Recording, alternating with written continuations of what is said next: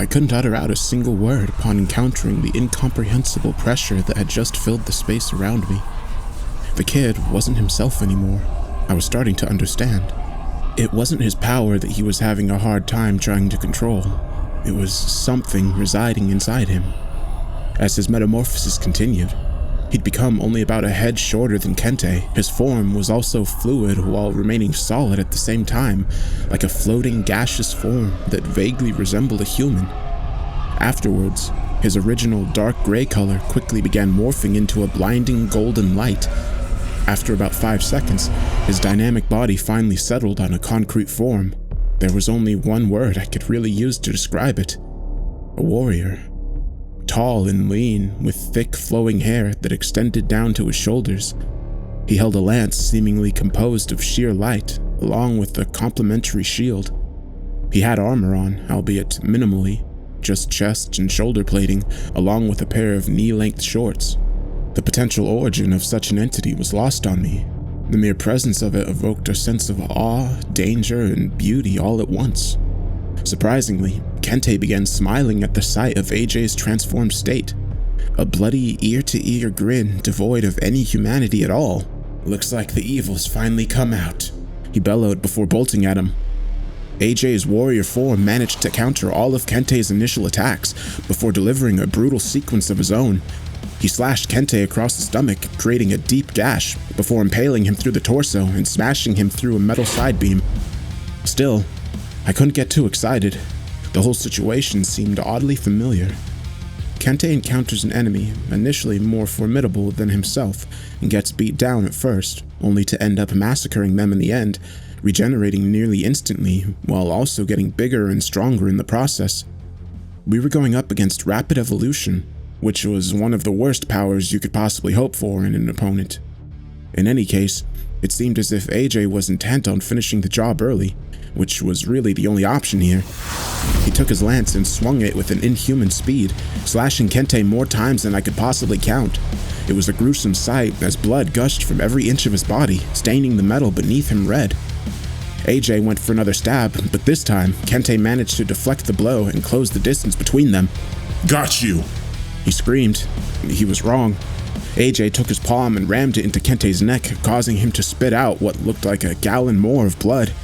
AJ then took the butt end of his lance and drilled it into the side of Kente's cheek, puncturing it all the way through. "Ugh," I muttered at the gruesome sight. Of course, Sandu didn't seem too surprised. He'd seen this before. But at the end of the day, the only thing that mattered was getting rid of Kente right then and there. AJ grabbed his lance and pulled it down, creating a massive gash down Kente's cheek, down to his jaw, ripping through his gums and breaking his teeth in the process. But even that wasn't enough. Kente howled like a maniac and managed to grab AJ's neck, ripping a good chunk of his flesh out. AJ reeled but was still able to thrust the lance straight through Kente's torso once again. Still not enough. Kente swiped at AJ's head, twisting it around completely. At that moment, I was sure he was dead, but Sandu didn't seem all too worried yet. Another blinding flash of light burst from AJ's body before he seemingly morphed again, taking on a new form entirely. This time, he resembled an archer atop an armored horse, still with the golden aura surrounding himself. I remembered something. Each void had an official description assigned to it for database purposes. Most of them were a few paragraphs long, save for AJ's. His was short and vague, containing only one short phrase: the warrior spirit. I never knew what to make of it before, but I was starting to understand now. AJ directed a flurry of arrows at Kente, sticking him with about 6 of them. However, that form was also quickly obliterated as Kente dragged him down from the horse and stomped on his head like a watermelon. Another flash of light. This time I closed my eyes. Upon the death of one form, he began cycling through others, manifesting into various warriors from throughout history. A hulking, powerful Viking, a skilled, relentless Zulu warrior, a fast, unyielding samurai, etc. With each transformation, he dealt Kente more and more damage, but that was the problem. Kente just kept getting stronger as a result, and AJ couldn't seem to finish the job. After 5 cycles, Kente was bordering on the size of a house, with his veins resembling steel pipes. He picked up another of AJ's warrior forms by the neck and began taunting him. "I know evil. I've seen it. and I'll never lose to it. Using a single arm, he lifted him up and slammed him into the ground. Years of destruction and rebirth, forced evolution, surviving the abyss that lies before death over and over and over again, until enlightenment is forced onto you. To the uninitiated ear, that might have sounded like the ramblings of a madman, but to me, it yielded a daunting realization. Sandu recognized it as well. I could see the horror in his eyes. Throughout history, humans have done too many cruel things to each other to possibly count, and for what reason? That list is unending. But even among the dark sea of bloodshed, warfare, and torture, there's one brutal practice that stands out from the rest. The true origins of it are a mystery, both in date and location. Some believe it was developed by the Aztecs, some by the Spartans. Mongols, Ming Dynasty, Romans, Nazi Germany, some even claim that some modern militaries still made use of this practice. The only thing that we know for sure is that it existed, and it sounded horrific. I'm sure it goes by a lot of names, but the one given to it by the government is the evolution ritual. In my opinion, that name doesn't do its sheer brutality justice. I'll try to paint a picture. Imagine an empty, medium-sized concrete room devoid of any windows, illuminated only by a few dim light bulbs above. Fill that room with about 25 to 50 men, specifically selected due to their exceptional combat prowess. Fighters, soldiers, mercenaries, etc. Now seal off all the exits and inform the subjects that only the last man standing will be afforded the right to leave. Leave them to fight to the death. Conduct hundreds or however many of these death matches at once. Next, divide the winners into smaller groups and repeat the process until only the last man among hundreds, or possibly thousands, are left. Next, seal those men off into a dark, confined space for 50 days. No food, water, or any kind of stimulus. The ones that manage to survive all of this are the successes. The conjecture went as follows. If an individual's mind and body managed to endure such a torturous gauntlet, they would have eclipsed some kind of threshold, undergone some type of rapid evolution. These were the men with exceptional latent potential, the ones who possessed something more than conventional strength and willpower. Under such drastic circumstances, their minds will have tapped into a reservoir of power beyond human physical and mental limitations. I'm gleaming over some details, of course, but that's the gist of it. Sounded like BS science to me, but hey, what do I really know at this point? Sandu and I learned about the existence of this ritual following an internal breach of information that was even classified for us. We also learned that sometime after World War II, a unit of soldiers and intelligence officers came across the aftermath of one of these rituals in a large, remote, and decrepit building somewhere in the Thar Desert after the White House received some kind of obscure message containing a pair of coordinates. Inside, there were upwards of 1,100 human skeletons, all scattered throughout various rooms in the structure. The strange part? There was a set of small chambers at the center of the building where 6 emaciated, horribly scarred men were shackled to the walls. However, while certainly dead, they hadn't even begun decomposing yet. Well, except for one, that is. One man was still alive. This mysterious figure was dubbed the Unkillable Man. To this day, we have no idea what kind of organization conducted the ritual or who sent the coordinates, and the biggest question, why? I'm getting off topic here, though. We also couldn't figure out who this mysterious Unkillable Man might be, and although it was by no means definitive, we now had a clue. Before AJ could get another word out, Kente killed him again. By this point, I'd regained some movement in my limbs, which allowed me to crawl over to Ken and Sandu, who was now certainly looking worried. Sandu, how many transformations can the kid go through? He just shook his head. It looked as if he knew the answer but didn't want to say it. I looked over, watching as the kid, who now became some kind of centurion, tried desperately to put Kente down. Now, I'm not sure if the kid was getting weaker or if Kente was just getting way too strong, but the problem was obvious here. At that point, the kid was only delaying the inevitable. Something else needed to happen soon or we were done for. I know what happens when he gets pushed to his limits. Sandu spoke up. What he's really scared of. If that happens, then... He trailed off for a moment. I don't want it to happen. I thought this was gonna be enough. I don't like the sound of that, Ken muttered. Kente killed the Centurion by strangling it. This time, the kid transformed into a hulking Templar knight. I could see Sandu visibly gulp. That's it, he said. This is the form he takes before everything goes to shit. If Kente kills this one, then... God, I messed up. At that point, Kente had become so durable that the kid's attacks hardly fazed him, yet he didn't even attempt to stand down. I suppose that was the so-called warrior spirit, fighting even in the face of impossible odds. At the same time, all we could really do was watch. But before the two could engage in their penultimate clash, we could hear whistling from just behind them. Everybody turned around at once, seeing Nassar casually strolling toward us. Wow, when did you get so big? He said, his eyes wide in awe. Have you become evil as well? Kente growled. Nassar put his hands up in a defensive gesture. I'm just here to have fun, big guy. What does that mean? Almost like in answer to his question, we could hear a set of booming footsteps approaching. From behind Kente, a colossal figure was barreling towards us. The Titan had arrived, and from the way that Nassar was grinning, I could only assume that he was the one that released it. As primal logic would dictate, the Titan went after the biggest guy in the area, Kente, who was now around the same size as the Titan, crouched into a defensive position. I won't let evil... He was cut short by an abrupt headbutt. For such a big thing, the Titan was disturbingly fast. Their exchange was short but utterly brutal. The Titan slashed at Kente's chest, tearing a large gash through it. Kente strikes the Titan's jaw, dislocating it. The Titan rips off Kente's left trapezius muscle. Kente gouges all of the Titan's eyes out. The Titan crushes Kente's right hand while swinging blindly. Kente drills his fist into the Titan's crotch area, demolishing its goods. In a fit of blind rage, the Titan grabs Kente's head and slams it into the wall, planting it deep before dragging it along and tearing it through the metal like butter.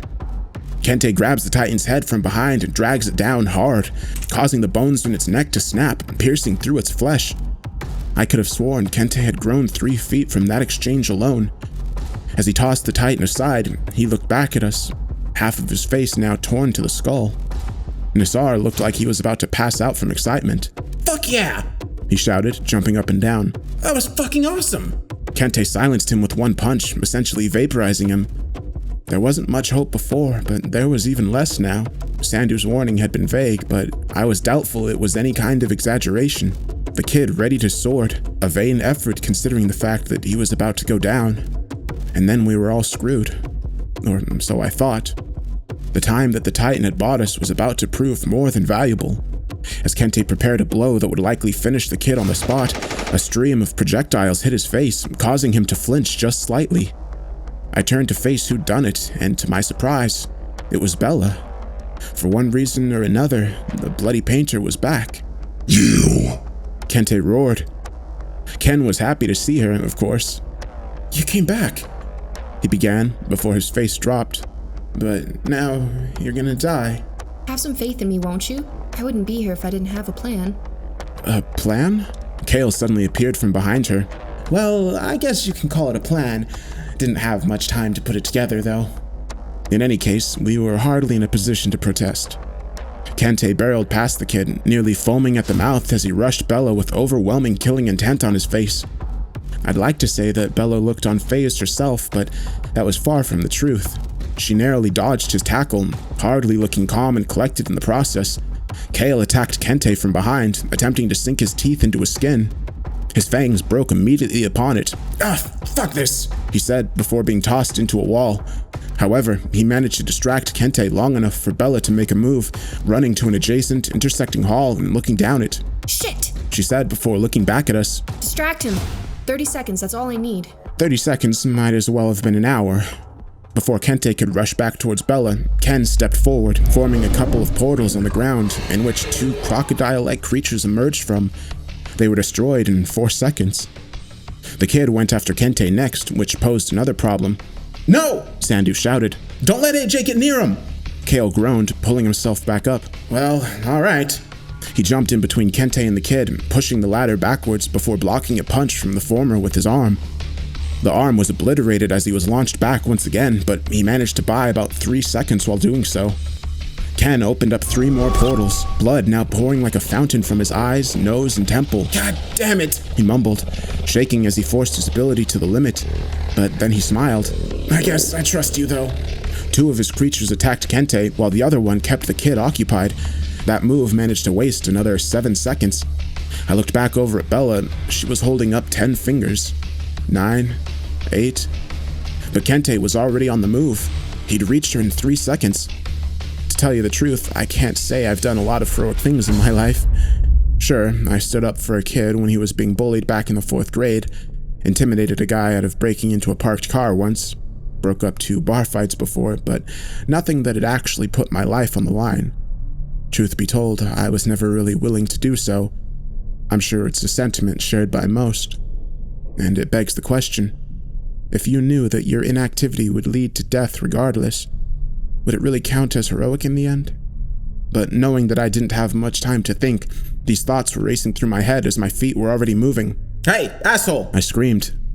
As I got within about a meter of him, Kente turned to face me. I nearly shit my pants on the spot. I had no plan, no set strategy. I wasn't even planning on throwing a strike. That would have been pointless anyway. There was also no way that I was going to block or dodge any of his attacks.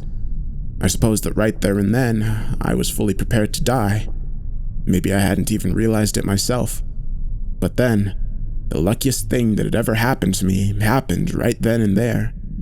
I always prided myself on having good balance, rarely skidded an inch, never swayed on boats or trains, always pretty good at sports.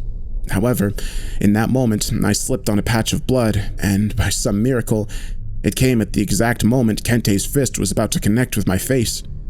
Instead of my skull being pulverized, his knuckle only grazed the side of my cheek, ripping a large gash through it as he did so.